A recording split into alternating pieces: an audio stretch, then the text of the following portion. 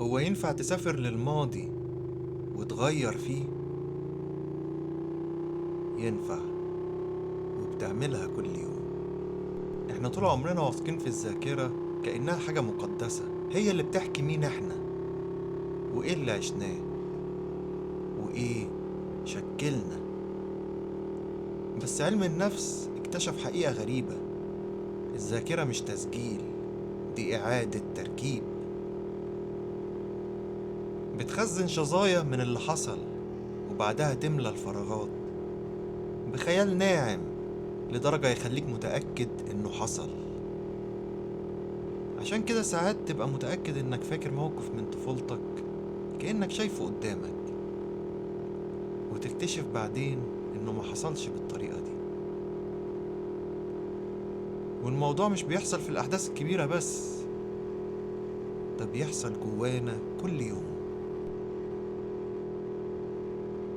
عقلنا ممكن يمسح لحظات ويزود تفاصيل ما حصلتش، أو يغير شكل قصة كاملة.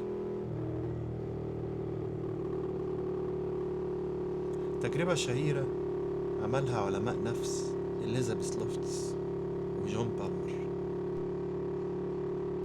سنة 74، ودي من أهم الدراسات في فهم قابلية الذاكرة للتشكل.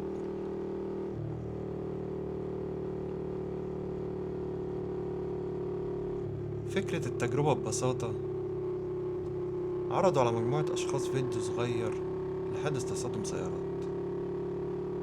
بعدها سألوا كل مجموعة نفس السؤال بس بكلمات مختلفة. مجموعة قالوا لهم قد إيه كانت سرعة العربية لما اصطدمت، والمجموعة التانية لما لمست العربيات التانية. النتائج كلمة واحدة رفعت تقدير السرعة، وبعد أسبوع في ناس افتكرت إنها شافت إزاز مكسور، وده مش حقيقي.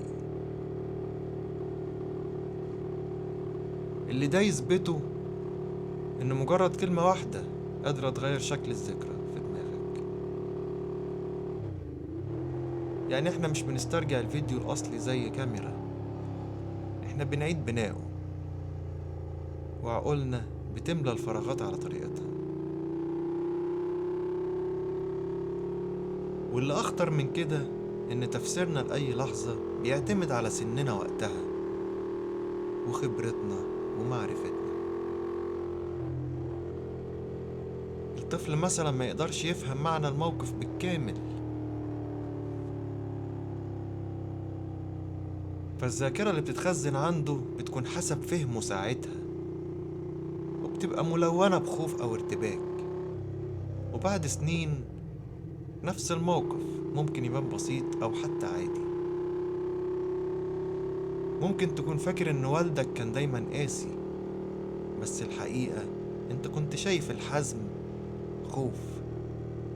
ومع الوقت لما كبرت وبقيت مسؤول بدأت تفهم إن القسوة دي كانت محاولة حماية مش عقاب. بس الذكرى اللي في دماغك لسه محتفظة بنسخة الطفل اللي اتخض. يمكن الذكريات مش مراية للماضي، يمكن هي مراية لنسختك وقتها. وكل ما تكبر المراية بتتغير.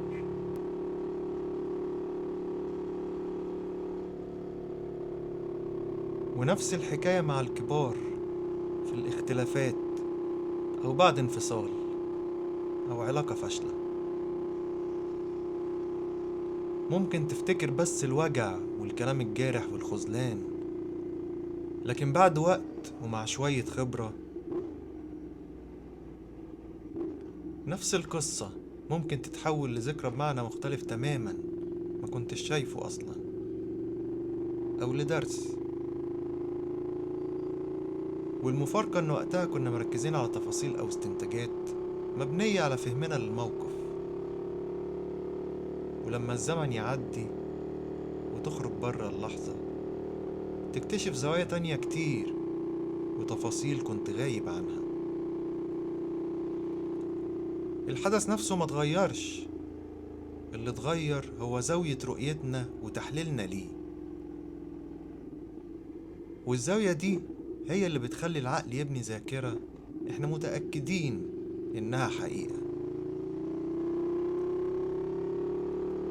القصد مش إنك تفقد ثقتك في عقلك، لكن إنك تستوعب بتواضع احنا مش عايشين في الماضي زي ما حصل، احنا عايشين في الماضي زي ما عقلنا افتكر.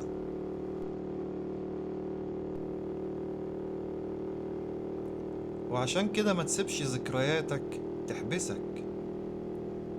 ارجع بص على مواقفك بزوايا جديدة، وحول اللي وجعك لدروس، واللي كسرك لقوة.